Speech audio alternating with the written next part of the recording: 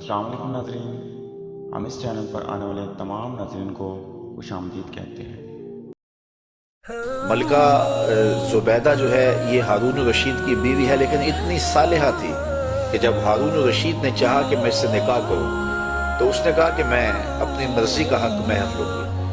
تو اس نے کہا کہ ٹھیک ہے، بادشاہوں کے لیے کیا مشکل ہوتا ہے حق مہر ادا کرنا۔ تو اس نے کہا کیا حق مہر ہوگی؟ کہا بغداد سے نہر نکالو اور عرفات تک پہنچاؤ، یہ میرا حق مہر ہوگا۔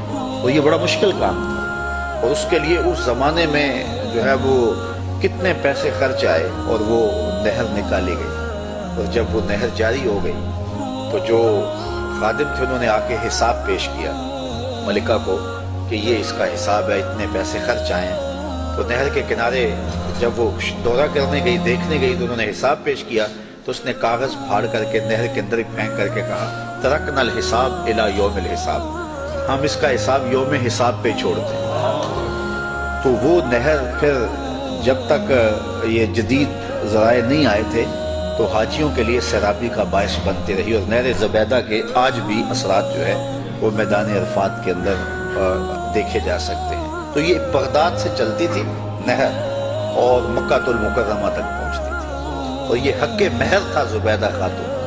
اور یہ زبیدہ خاتون جو انتہائی نیک اور صالحہ خاتون تھی، یہ حضرت بہلول دانا کو ڈھونڈتی رہتی کہ ان سے کوئی دعا مل جائے، کیونکہ یہ مجاذیب میں سے تھے۔ مجذوب وہ ہوتا ہے کہ تجلیات کے وفود سے جس کا شیشہ عقل ٹوٹ جائے، اور وہ جو کہہ دے اللہ وہ کر دے۔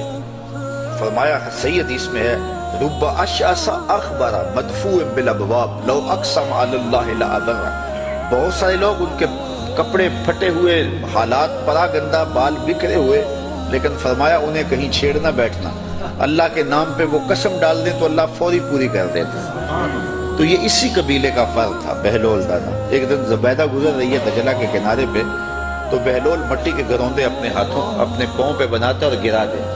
یہ کبھی آپ نے بچپن میں منظر دیکھا، وہ گلی میں ریت پھینک جائے تو بچے جو ہے وہ پاؤں کے اوپر گروندے بنا دیتے ہیں اور پھر ان کو ہولے سے پاؤں نکال لیتے ہیں، پھر جب کھیل ختم ہو تو گرا دیتے ہیں۔ یہی شغل بہلول کر رہا ہے دجلہ کے کنارے۔ تو ملکہ زبیدہ گزری، پوچھا بہلول کیا کر رہے ہو؟ کہا جنت کے مکان بنا رہا ہوں۔ کہا بیچتے ہو؟ ہاں بیچنے کے لیے بنا رہا ہوں۔ کتنے کا؟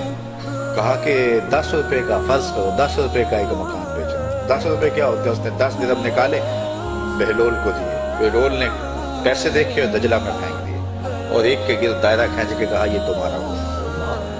پیچھے سے بادشاہ گزرا تو اس نے بہلول کو دیکھا اسی شغل میں لگا ہوا ہے، پوچھا کیا کر رہے ہو؟ کہا جنت کے مال بنا رہا ہوں۔ تو کہا بیچتے ہو؟ کہا ہاں بیچتا ہوں۔ کتنے کا؟ 10 روپے کا۔ بادشاہ مسکرا کے گزر گیا، دیوانہ ہے، موج میں لگا ہوا ہے۔ اچھا خیر، جب رات پڑی بادشاہ سویا، کیا دیکھتا ہے جنت میں ایک خوبصورت محل ہے کہ اس نے کبھی ایسا محل دیکھا ہی نہیں تھا۔ شوق ہوا کہ اس کو اندر سے دیکھیں، وہ بادشاہوں کی خواہش ہوتی ہے۔ تو جب آگے بڑھا تو لکھا تھا ملکہ زبیدہ، اشتیاق اور بڑھا۔ تو پھر آگے بڑھنے لگا، دربان نے روک دیا، کہا یہ میری بیوی کا ہے۔ کہا دنیا کے ضابطے اور ہیں، آخرت کے ضابطے اور ہیں، اجازت کے بغیر نہیں جا سکتے۔ اتنے میں آنکھ کھل گئی، بادشاہ بے چین ہو گیا کہ کون سا اس نے نیک عمل کیا ہے کہ جنت میں اس کے نام کا محل دیکھا ہے۔ تو اس نے ملکہ کو بیدار کیا اور کہا کہ کیا ماجرا ہے کہ میں نے یہ خواب دیکھا؟ اس نے کہا میں نے تو کوئی خاص عمل نہیں کیا، وہی معمول کی عبادتیں ہیں، وہی نیکیاں ہیں۔ ہاں یاد پڑا، آج میں گزر رہی تھی راستے میں دجلہ کے کنارے، بہلول بیٹھا تھا اور وہ محل تعمیر کر رہا تھا، وہ گروندے، اور کہہ رہا تھا یہ جنت کے محل ہیں۔ تو میں نے کہا کہ ٹھیک ہے، اپنی موج میں ہے تو ایک میں نے اس سے خرید لیا تھا۔ بادشاہ سر پکڑ کے بیٹھ گیا، وہ تو مجھے بھی کہتا تھا، اور میں دیوانے کی بھیڑ سمجھا اور آگے گزر گیا۔ اگلے دن بادشاہ قصدن گزرا، ہارون الرشید قصدن گزرا، اور دل میں تھا کہ آج بہلول اسی شغل میں دوبارہ مل جائے تو کیا اچھا ہو۔ اگلے دن دیکھا تو بہلول وہاں بیٹھا ہوا ہے اور وہی کام کر رہا ہے۔ بادشاہ خوش ہوا، کہا بہلول کیا کر رہے ہو؟